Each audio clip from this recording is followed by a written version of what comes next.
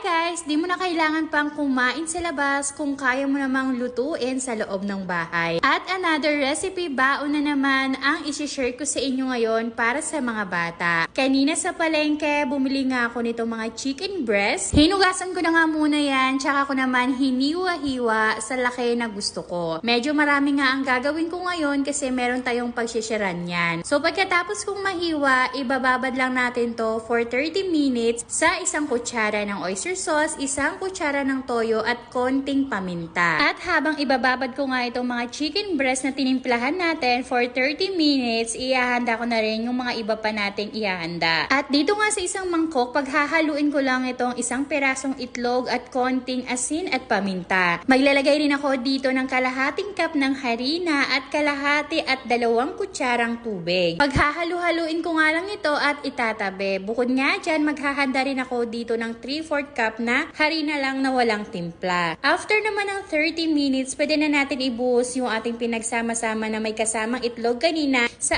ating minarinate na chicken breast. At pagkatapos, i-coat naman natin siya sa huli yung ating harina lang na walang timpla. And then, set aside. Tapos, magpapainit na rin pala ako dito ng mantika. At kapag mainit naman yung mantika, pwede na natin i-deep fry yung ating mga chicken breast na kinoat natin sa harina. Antayin lang natin tong umangat, tapos makikita nyo yan na magiging golden brown siya. Tapos makikita nyo na parang crispy na yan tignan. Pwede na siyang iset aside. At gusto ko nga lang i-share sa inyo kung hindi nyo natatanong. Eto din pala isa sa mga gustong-gusto ni Hana at ni Derek ulamin, lalong-lalo na kapag may pasok tulad ngayon. At kung gusto nga ng mga kids ko, sigurado ako magugustuhan din ito ng mga kids nyo. Syempre, hindi naman pwedeng meron tayong chicken kung walang gravy. Nagawa rin ako ng gravy, meron na rin akong ginawang content nito, pero so ayan, pinapakita ko lang sa inyo. Nagpatunaw lang ako ng butter, naglagay lang ako ng isang perasong beef cubes at 2 hanggang 3